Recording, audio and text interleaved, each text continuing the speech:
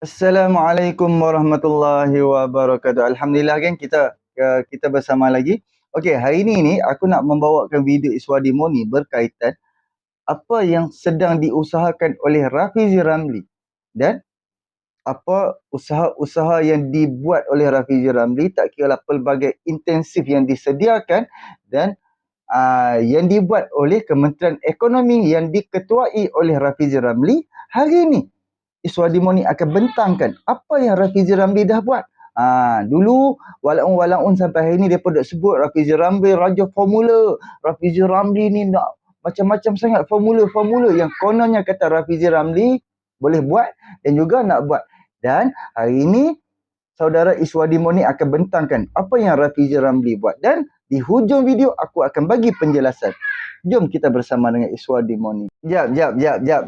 Okey, Rafizi Ramli pun ada sebut macam mana kita nak tingkatkan gaji untuk nak naikkan gaji kan, untuk nak samaratakan di antara kos sara hidup sekarang dan juga gaji pendapatan rakyat setiap bulan pun ada dibentangkan oleh Rafizi Ramli yang saudara Iswadi akan bentangkan kepada kita malam ini. Habis kat situ. Beberapa hari lepas Rafizi bercakap tentang gaji progresif.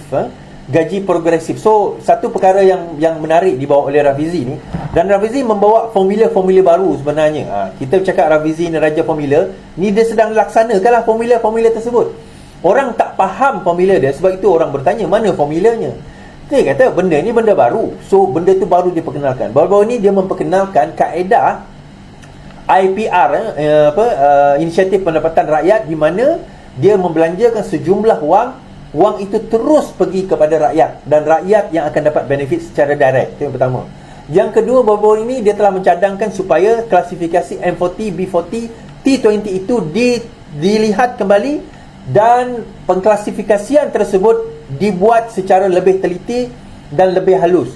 Dia juga yang mencadangkan supaya subsidi bersasar itu dilakukan berdasarkan pengklasifikasian tersebut. Yang kemudian beliau juga mencadangkan supaya menoktahkan miskin tegar, tuan-tuan.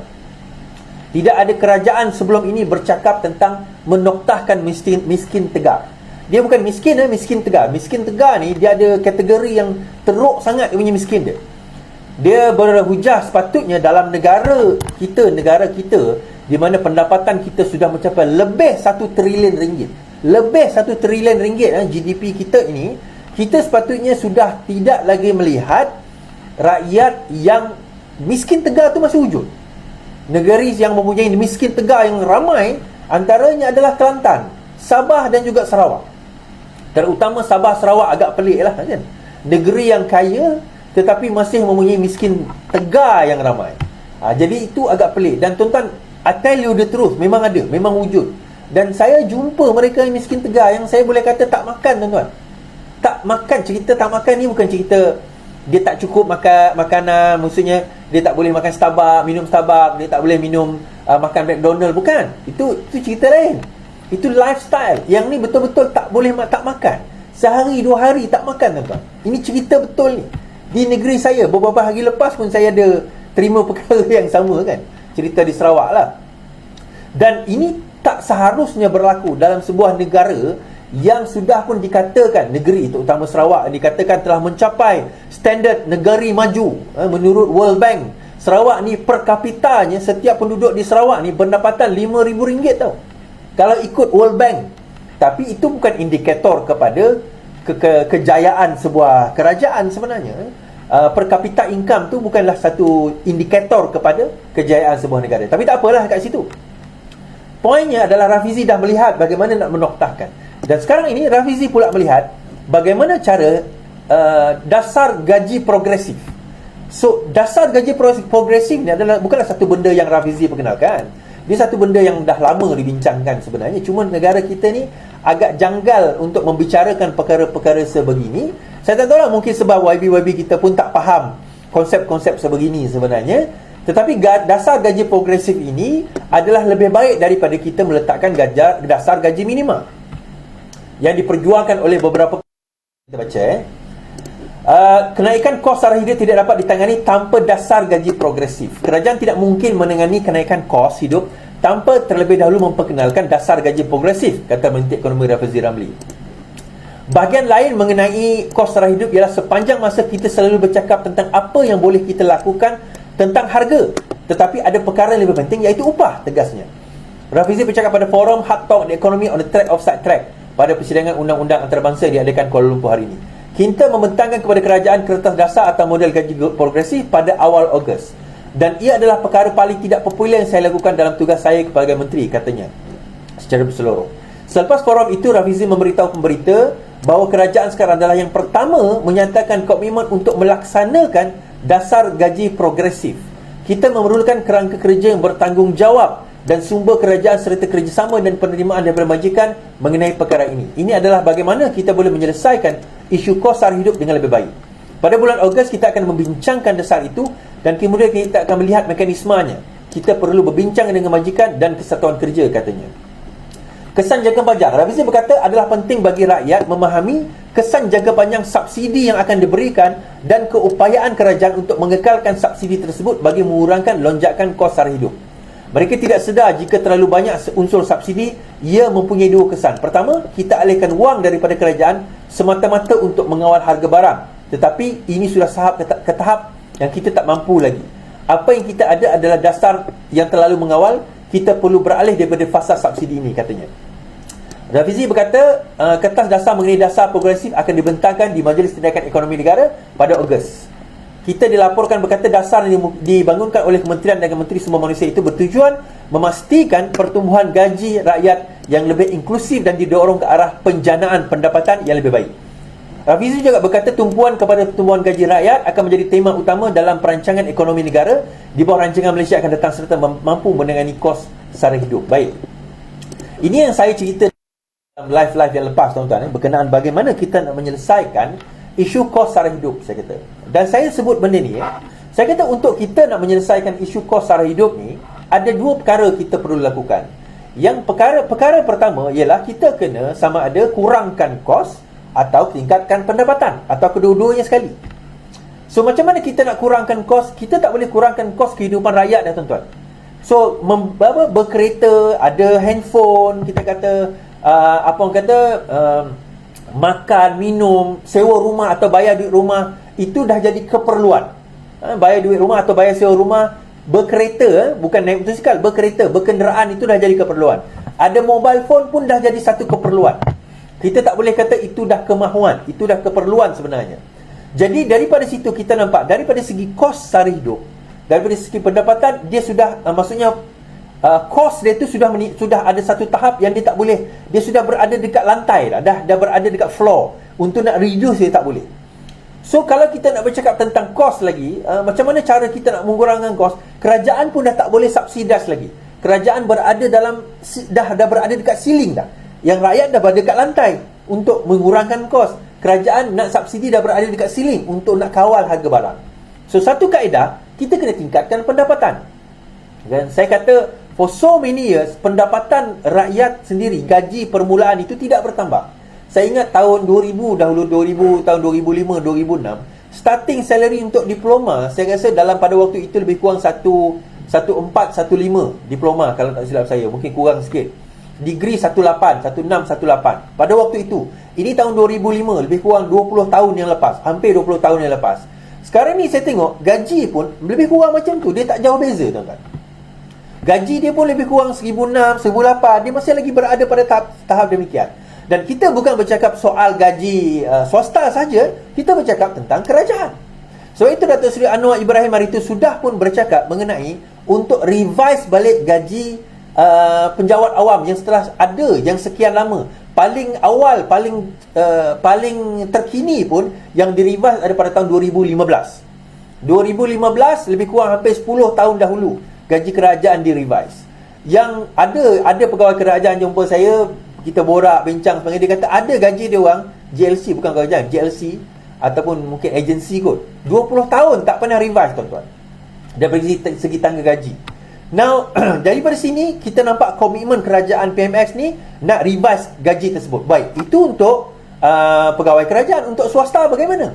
So untuk swasta, Rafizi sudah nak membentangkan tentang gaji yang lebih progresif. Rather than kita bercakap tentang gaji minima. Gaji minima ni sebenarnya ada pro dan ada con, tapi dia lebih banyak con daripada pro. Bagi saya dah sebut dalam tu hari tu, sebenarnya gaji minima lebih banyak con daripada pro. Dan negara-negara seperti UK, seperti US sekarang ni dah mula menyesal kena nak bagi gaji minima ni, dan mereka nak bergerak ke arah gaji yang lebih progresif, kaedah gaji, pembagian gaji dengan cara yang lebih lain. Poinnya tuan-tuan tak perlu risau bagaimana mekanisme tersebut. Yang tuan-tuan perlu nampak adalah bagaimana komitmen kerajaan sekarang ini nak memikirkan bagaimana tuan-tuan dan puan-puan lepas ini akan dapat lebih banyak pendapatan. Itu yang kerajaan sekarang ini kena fikir. Baik, dia macam ni tuan-tuan. Kita ada yang kata pada saya, Sodi, kita kena paksa majikan ni naikkan gaji pekerja.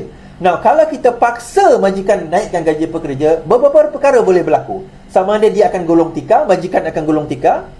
Majikan yang besar akan lari ke negara lain yang lebih murah cost labor dia. Majikan akan kurangkan pekerja dan diganti pada automation. Kita tengok kat kedai mamak kan, daripada pekerja dia sekarang guna robot umpamanya kan. So benda-benda tersebut akan berlaku kalau sekiranya majikan tidak nampak bahawa kenaikan gaji atau kos gaji itu akan menaikkan pendapatan dia. Sebab itu bila kerajaan sekarang bercakap tentang gaji progresif, kerajaan juga hendak memikirkan bagaimana supaya supaya majikan tersebut bila naik kos gaji, pendapatan dia juga naik. Okey geng, cuba kita tengok. Yang kerajaan hari ini dan Kementerian Ekonomi, Rafizi Ramli, dia memikirkan semua ni. Dia fikirkan soal soal kenaikan harga barang, kenaikan gaji, dan macam mana dok nak balancekan supaya syarikat tidak terkesan dengan tindakan kerajaan. Ni lebay-lebay papas apa semua ni yang Perikatan Nasional, dia orang tak fikir pun semua ni. Cuba tengok, inilah yang dibuat oleh Rafizi Ramli. Dan inilah yang diusahakan, yang difikirkan oleh kerajaan hari ini untuk bantu rakyat, untuk selesaikan masalah rakyat, untuk kalau ada barang kos sara hidup, kalau harga barang naik apa semua, rakyat berani hadap. Disebabkan kenaikan gaji rakyat tu balance dengan kos sara hidup yang meningkat hari ini. Jom kita bersama. Dan salah satu kaedah untuk menaikkan pendapatan dia adalah kurangkan rasuah. Dan salah satu kaedah yang lain, yang ni saya sebut hari tu, Rafizi sebut tentang rent seeking, tuan-tuan. Rent seeking ataupun Alibaba. Kerajaan tengah mewujudkan satu skim, satu kaedah atau satu undang-undang untuk dasar anti. Okey, baik, kita baca. Kerajaan dalam tindakan berangka dasar anti Alibaba, rent seeking, dan mempercepatkan hala tuju peralihan tenaga, NETR. Mesyuarat M10 pada 10 Julai membincangkan dua perkara utama, iaitu merangka perundangan berhubung Alibaba atau rent seeking dan inisiatif pelan hala tuju peralihan tenaga, NETR. Mesyuarat bersetuju secara prinsip bahawa budaya Alibaba memberi impak negatif kepada ekonomi dan kerajaan serius untuk menangani dan membasmi aktiviti ini. Anggaran kerugian mencecah sekitar 1% daripada KDNK. KDNK kita 1.4 trilion. Kalau 1% tu pun bilion, tuan-tuan. Dan melibatkan aspek perolehan, pelaksanaan pemberian permit dan kuota, pemberian subsidi dan geran. Oleh demikian, Kementerian Ekonomi Jabatan Peguam Negara dengan pelibatan kementerian agensi kerajaan mengkaji dan merangka dasar dan strategi perundangan bersesuai membantras aktiviti rent seeking. Okey. Yang kedua, mempercepatkan inisiatif pelan hala tuju peralihan tenaga bagi pemangkin kepada strategi mengangkat negara sebagai pemaju serantau dalam tenaga boleh baru. Projek-projek flagship rintis dan inisiatif ini bagi meningkatkan penyertaan industri hala tuju kerajaan dalam meneroka sumber baru dan membentuk permintaan pasaran. Yang ni renewable energy goal. Now, kita cerita rent seeking tadi. Kita cerita rent seeking. Now, bila kita cerita tentang dasar gaji progresif, dia tak boleh kita nak gaji ni naik tapi pendapatan majikan tak naik. Dia tak boleh jadi macam tu. So, pendapatan majikan pun kena naik, baru dia boleh bagi gaji lebih. Okey, baru dia boleh bagi gaji lebih. Itu sebenarnya. Kadang-kadang tuan-tuan, majoriti majikan ni bukan dia tak nak bagi gaji lebih. Dia kata, macam mana aku nak bagi gaji lebih sedangkan pendapatan aku pun tak seberapa. Kenapa tak seberapa? rasuah berlaku, songlap berlaku. Nak jumpa menteri, nak jumpa setiausaha politik, kena bagi duit. Nak jumpa orang ni, kena bagi dana, kena bagi rasuah, kena songlap, kena bayar itu, kena bayar ini. Another one adalah Alibaba, rent seeking. Perkara-perkara yang macam ni lah geng, yang merosakkan balik negara kita, yang merosakkan dan yang mensusahkan balik rakyat di dalam negara. Sepatutnya bila dapat kontrak, dapat projek, dapat semua, rasuah tak perlu ada dan tak boleh ada. Barulah proses siapkan projek tu telus, mudah, cepat dan kualiti. Apabila berlakunya rasuah, nak jumpa kawan ni pun kena rasuah, dan hancur, rosak habis. Dan kualiti pun tak ada. Kan? Toke-toke ni pun semua pun fikir, aku nak berdeal dengan dia ni pun aku dah kena rasuah, dah berapa puluh juta.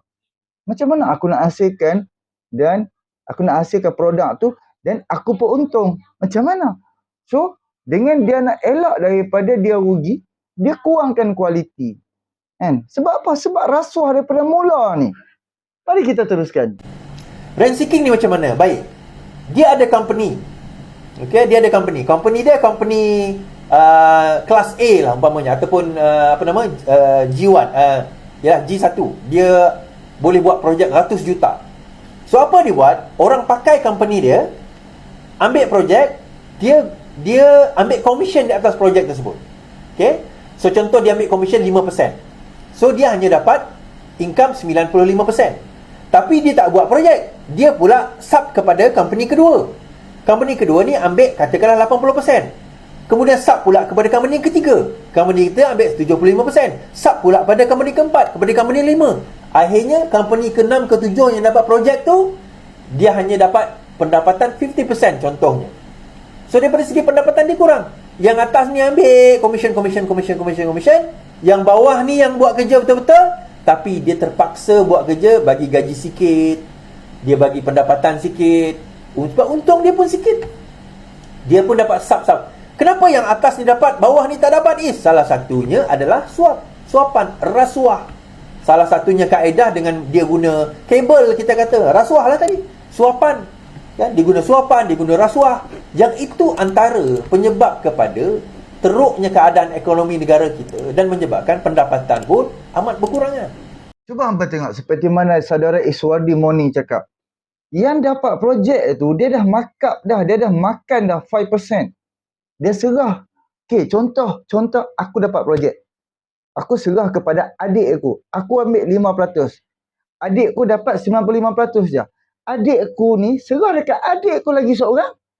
Adikku ambil 5%. So yang kepada adikku yang nombor 2 dah tinggal 90%. Bila dah tinggal 90%, turun kepada sepupu aku pula. Serah kepada sepupu pula. Sepupu pula baru ambil 5%. Bagi dekat sepupu yang pertama, sepupu yang kedua. Last orang yang buat projek tu, orang yang kelima ataupun orang yang keenam. Total dekat orang yang akan buat projek tu, dia hanya 70% je yang dia dapat duit. Dan dia perlu hasilkan projek ni, dah berapa banyak dia dah rugi. Macam mana bila dia dapat sikit, macam manalah dia nak naikkan gaji pekerja dia? Macam mana dia nak keluarkan, dia nak hasilkan produk ataupun projek ataupun apa-apa je yang berkualiti tinggi. Itulah yang dikekalkan daripada pemerintahan 20-30 tahun yang lalu. Ini yang berlaku. Jom kita teruskan. Sebab itu majikan-majikan kadang-kadang tak mampu lagi nak bagi gaji yang lebih tinggi, disebabkan dia pun terpaksa ambil atas orang, tuan-tuan. Perkara inilah sebenarnya yang kita nak kena lawan. Ini reformasi yang kita nak duk lawan-lawankan. Bukannya kita sekarang ni, kita dah kerajaan, tuan-tuan, bukan macam muda kan. Mana dia reformasi kamu?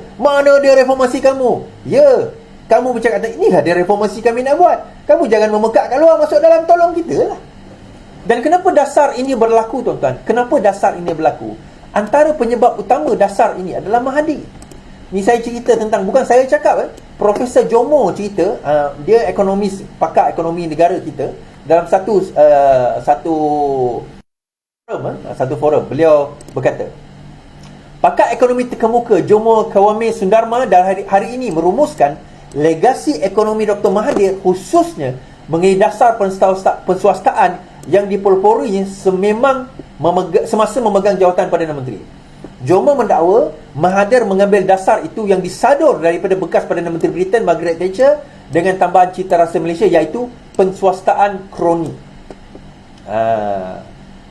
Kenyataan Jomo pada persidangan Undang-Undang Malaysia Antarabangsa hari ini telah mengundang gelak para hadirin, namun dia tidak menjelaskan lanjut mengenai perkara itu. Kemudian dengan rekod liberalisme baru, dia kata, Jomo kata Mahathir ni yang bawa liberalisme baru, dia memulakan satu polisi yang mentadbir dasar buruh murah, katanya.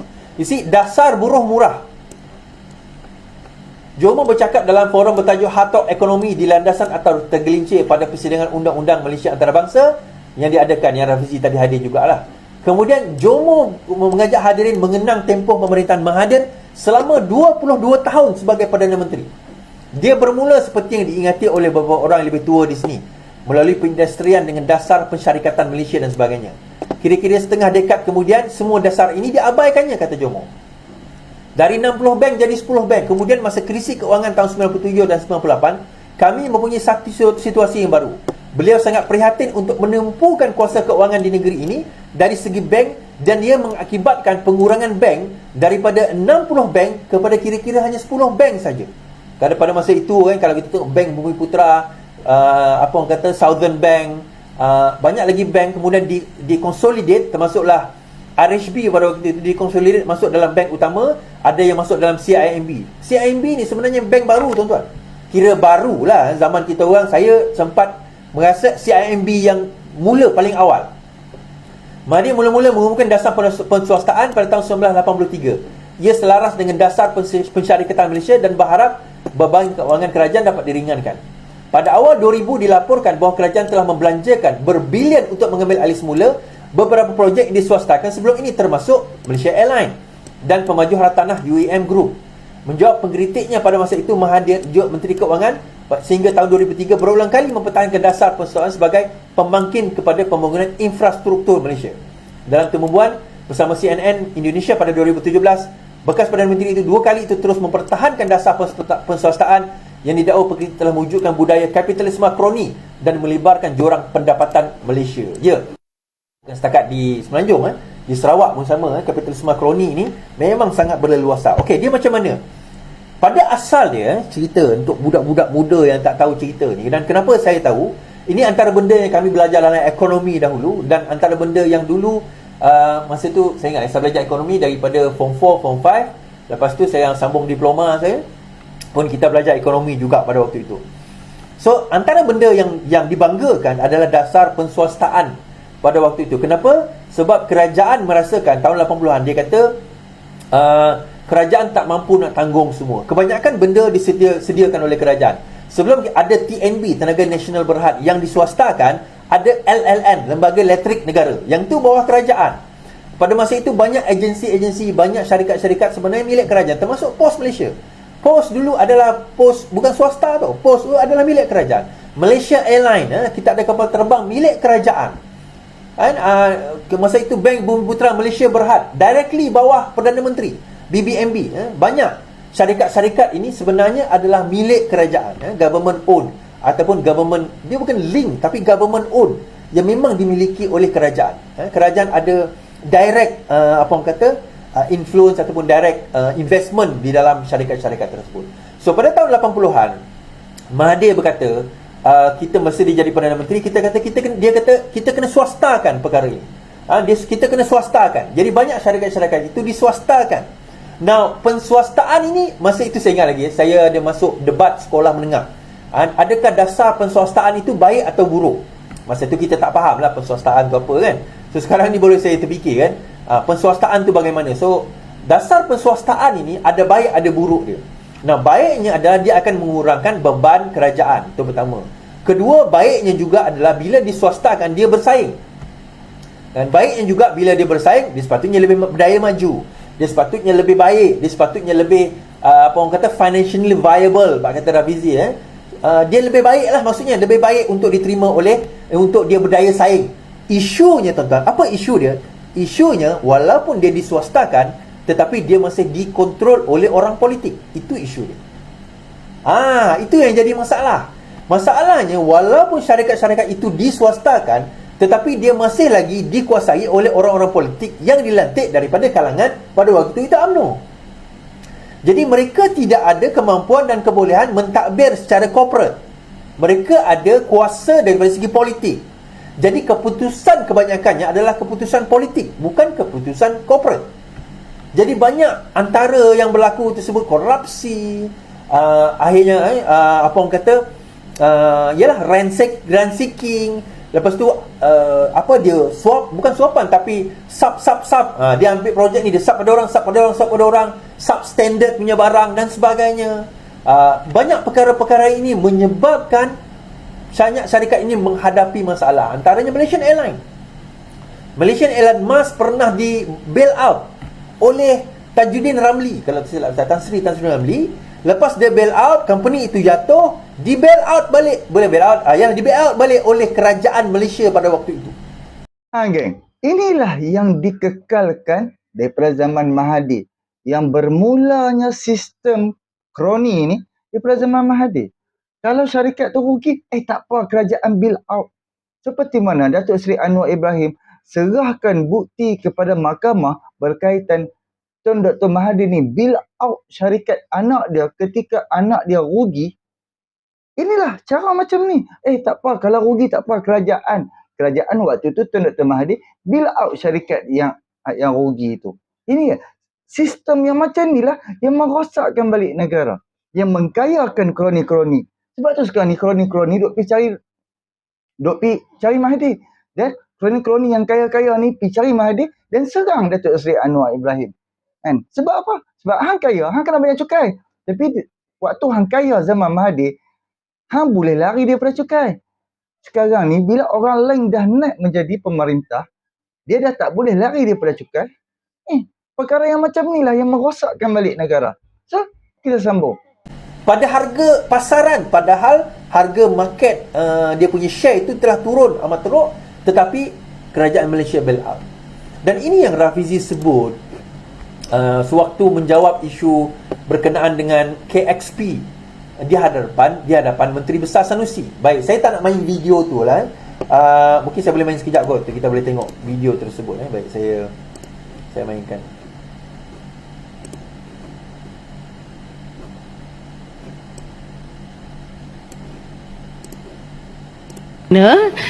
Bagaimana pandangan dan komen tentang perkara ini. Jadi harapan kami lah, orang Kedah ni memang nak lihat lah KSP untuk ada di negeri Kedah. Terima kasih banyak. Tadi Prof tadi tanya tentang KXP. Saya tak ada full detail and was not involved in full detail, but I'm aware lah dari segi kronologi, dari segi the background, daripada dia mula-mula 2015 dahulu and so on kan.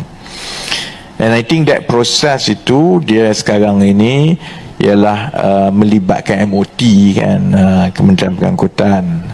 Jadi I think whatever that has to happen dari segi penilaian, pandangan MOT sebelum dia sampai ke peringkat EPU ataupun kabinet itu perlu berlaku lah kan.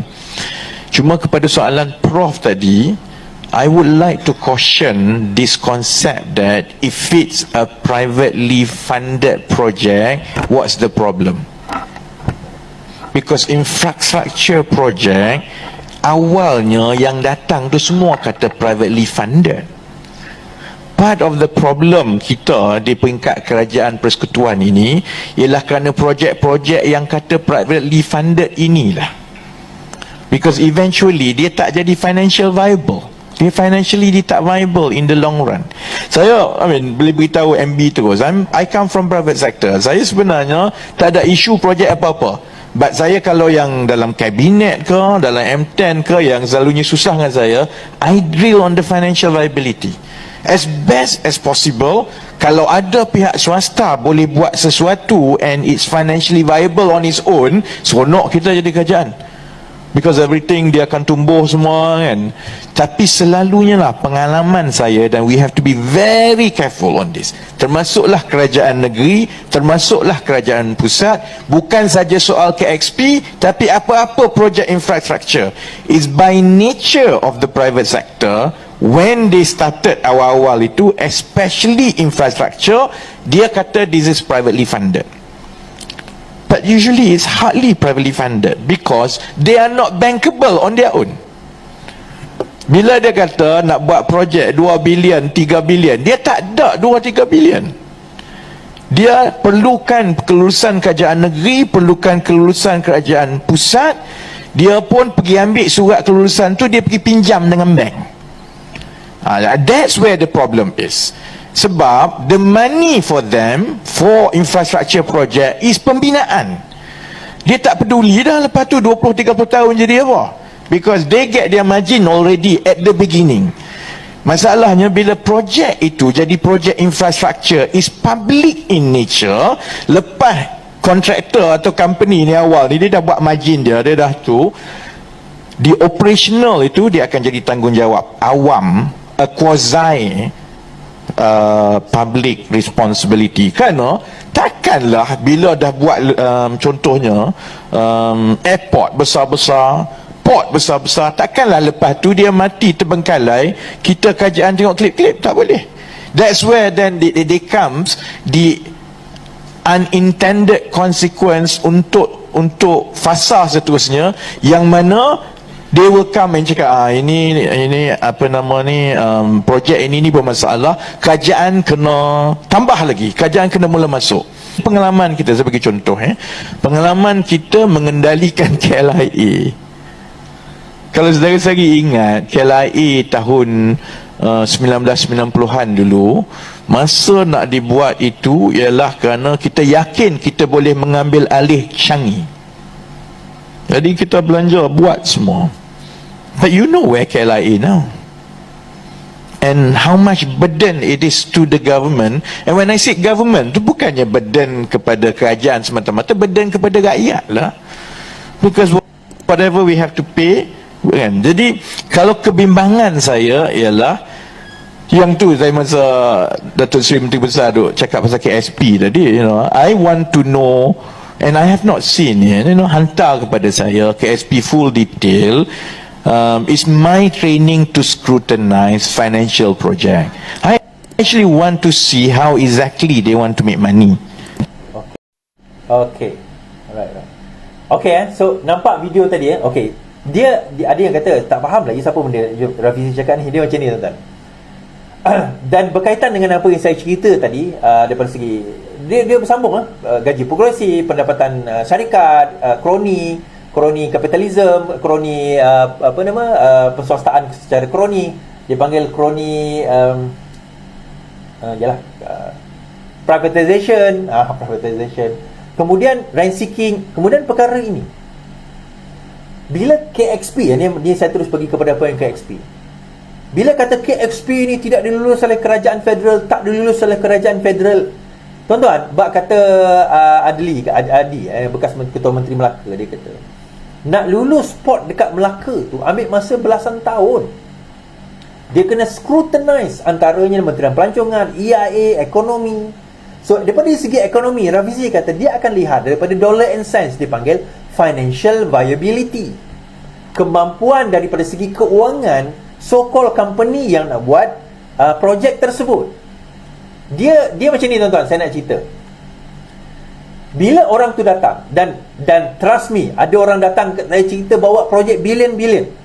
Ada, bukan sekali dua, banyak. Bukan sekarang ni, zaman sebelum ni pun cerita kita ada PFI, private financial initiative, yang mana kita ni projek ni financially privately financially funded, dia kata. Kita keluar duit sendiri, tak payah keluar duit kerajaan, bla bla bla bla. Baik, saya tanya soalan pertama, saya tanya, kalau tak keluar duit kerajaan, macam mana kamu nak dapat duit tu? Projek ni bukan sikit tuan-tuan, ratus juta ke bilion. So dia kata macam ni, kerajaan sediakan tanah pada kami, so tanah itu kami akan ambil dan kami akan cagarkan ke bank. Ini ayat yang biasa saya dengar. Bukan Rafizi cakap ni, sebelum ini pun saya dah biasa dengar. Soalan saya seterusnya, saya kata, kalau kerajaan tak boleh cagarkan tanah itu kepada bank, macam mana kamu nak fund projek ni? Oh, yang tu tak boleh, Rais. Kami nak kena cagarkan tanah itu ke bank, baru boleh kami buat projek ini. Jadi mereka sebenarnya talk about 100 or million, billion punya projek. Dia tak ada pun financial backup of billion of dollars atau billion ringgit ni. Mereka akan bergantung kepada surat yang dikeluarkan oleh kerajaan. Kan dia akan keluarkan surat, kerajaan negeri kata diluluskan projek ini untuk anda buat sekian-sekian. Dia macam perumahan lah. Bila dia dah acquire tanah untuk buat perumahan, progress itu sendiri dia dah boleh jual ke bank, dan bank sudah boleh bayar progress fee untuk dia sambung, continue dia punya construction tersebut. So in the short run, pada peringkat permulaan memang dia boleh buat. Nak bina bukan susah, tuan-tuan. Nak bina tu tak susah. Isu dia lepas dah bina, then macam mana you nak dapat balik apa orang kata, nak dapat balik wang yang telah dibelanjakan tersebut? Adakah kamu akan run ataupun someone else akan run, dan mampukah dia untuk nak dapatkan balik duit yang kamu telah belanjakan? The end of the day, mana ada orang masuk buat projek dia tak minta untung? Of course dia akan minta untung. Dia akan fikirkan pasal keuntungan. So itu dipanggil financial viability. Ada keuntungan. Saya bagi contoh lagi, tuan-tuan. Dahulu kerajaan Sarawak pernah propose untuk buat LRT tahun 2000, kalau tidak saya 2018 ke, kalau silap saya 18. Geng, apa yang Iswadi dok nak cakap ni, dok nak bagi tahu ni, ini Iswadi dah ulang sudah berkali-kali soal yang dia nak bagi tahu ni tentang kerajaan negeri Sarawak.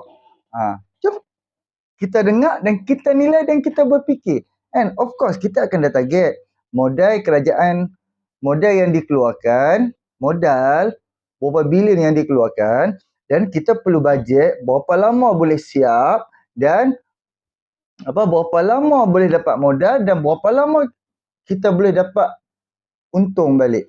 Kita tak mahu tahu-tahu langsung rugi, langsung tak untung, lalas kerajaan kena handle kerugian ni. Jom kita teruskan. Yang mana LRT tu sepatutnya siap pada tahun 2023 tahun ni.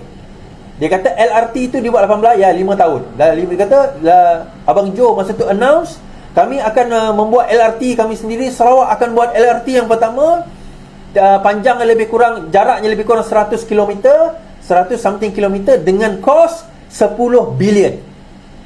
So saya tulis satu artikel, panjang artikel tu, saya kata it is not financially viable, tidak logik, saya kata, daripada segi pendapatan. Berapa banyak kerajaan Sarawak nak charge kepada pengguna untuk dapat balik 10 bilion tu?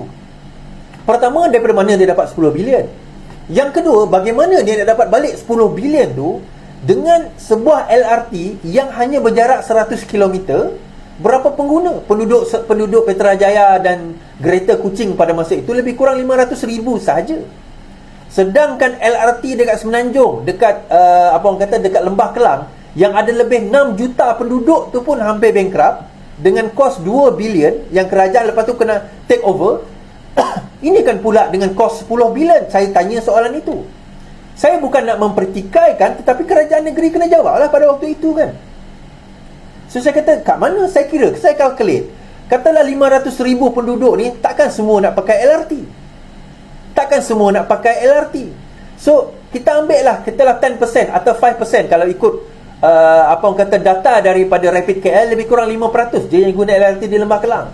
Kita calculate 5% kalikan dengan, katakanlah dia punya bayar LRT tu RM5, kali dengan berapa hari, kali dengan berapa tahun, 10 bilion tak boleh dapat dalam tempoh 10 tahun. Tak logik, tuan-tuan.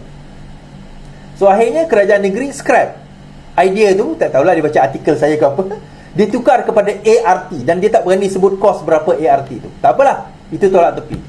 Poinnya sekarang ini, apa yang Rafizi cakap tu saya faham. So lepas dia dah bina, dia dah bina, KXP tu dah bina. Now katakanlah pembinaan itu kalau ikut Syed Mohtar 7 bilion, dia kata. Dah bina 7 bilion. Lepas tu Berapa projection dia untuk nak dapat balik? Bagaimana dia nak dapat balik? Sebab ikut kata Sanusi, itu bukan kapal terbang penumpang. Dalam ucapan yang sama, pada hari yang sama, ini bukan kapal terbang penumpang, ini kapal terbang kargo, dia kata. Dia sebut kargo. Rafizi senyum je. Kargo lagi teruk. Sebab apa saya kata kargo lagi teruk? KLIA 2 tu kargo, KLIA tu juga penumpang. Sebab itu dia kena ada dua-dua. Dia tak boleh cukup kargo je, tuan-tuan. Kargo tu nak pergi ke mana? Kalau dia kata kargo nak pergi ke Penang, Penang ada port sendiri. Kargo nak pergi ke Perak, boleh lah. Kargo nak pergi ke Perlis, berapa besar je Perlis. Kargo nak pergi ke Kedah, untuk apa? So dia kena datang dengan dollar and cents. Financial viability 7 bilion itu, berapa banyak dia boleh dapat return dalam tempoh berapa lama, dan bagaimana dia nak sustain dengan selepas itu. 7 bilion baru dipanggil, baru dia punya, apa orang kata, baru break even. Untung dia. Kita belum cerita net present value dia lagi, NPV dia lagi, bagaimana future value dia akan meningkat. So semua benda itu kena present lah. Dia bukan, it's not just a matter of building things. Dan bukan KXP saja. Kita boleh cakap tentang berpelbagai benda, projek. Tu sebab itu, siapa hari ni ada juga, ada lagi yang mesej saya, sorry, kita ada satu projek ni bagus ni tu, tak ada kerajaan tak keluar. Saya tanya satu soalan mudah je. Kalau kerajaan tak keluar duit, kamu dapat duit daripada mana? Adalah. Saya nak tahu adalah tu daripada mana. Jangan sebut adalah tu daripada mana. Dan bagaimana benda ini boleh projek ini financially viable. Maksudnya, dah siap projek itu, kamu nak jalankan bagaimana? Berapa tahun boleh tahan? Boleh berkembang ke tidak dari segi ekonomi? Jangan kita bina tengah-tengah tu, lepas tu tak ada orang nak pakai. Dia tak boleh berkembang, dia tak boleh maju. Benda-benda macam tu lah sebenarnya yang kena diprojekkan. Dan akhirnya, kalau tak berjaya, lantar lah, janji dah buat. Itulah masalah dia. Kalau tak berjaya buat, siapa yang kena tanggung, tuan-tuan? Yang kena tanggung kerajaan. Kerajaan kena buy out, kena take over, kena beli, kena bail out.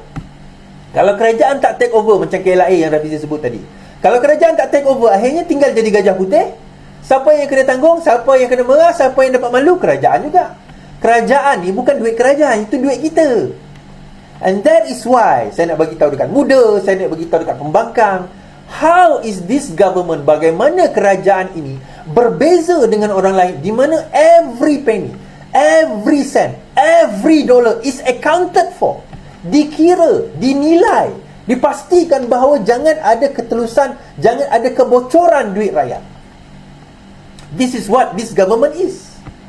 Yalah, pembangkang nak maki, itu hal dia lah, nak maki itu hal dia. Tetapi inilah yang kita letak ni, Anwar Ibrahim, Rafizi Ramli, Anthony Loke, Salahuddin, kita letak kat situ. These are the people yang ada dekat situ jadi gatekeeper, making and ensuring bahawa duit yang kita belanjakan dalam bentuk teks yang mereka perolehi itu dibelanjakan betul untuk memastikan negara kita is going to the right direction. Okey, geng. Akhir sekali, geng.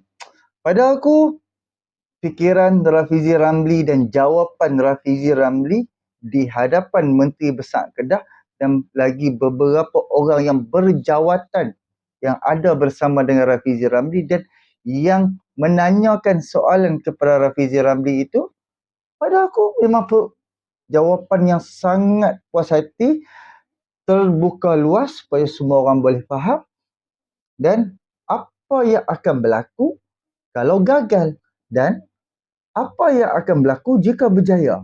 Kan? Sebab kita kena faham sekarang ni 2023, pelbagai krisis yang berlaku dekat dunia. Dan kena ingat, kalau kita nak main kargo, kita main dunia. Takkan main dalam Malaysia aja. Of course lah akan main seluruh dunia. Kan? Satu lagi seperti mana yang aku dengar, seseorang perempuan ni dia bekerja dekat KLIA 2. Cuba bayangkan, dia duk handle bahagian kargo. Dia handle bahagian kargo. Bayangkan, dekat KLIA ada yang dulu 10 tahun yang lepas kargo penuh, kargo full, di store-store semua penuh. Sekarang dah jadi rumah hantu dah. Dah jadi gudang hantu. Dah jadi gudang hantu dekat KLIA. Sebab apa? Sebab dah kurang.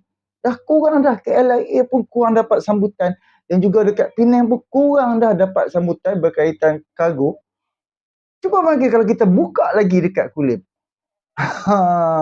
Okey. Jadinya seperti mana yang Iswadi cakap, kan setakat umum projek tu siapa-siapa pun boleh umum. Semua orang boleh umum.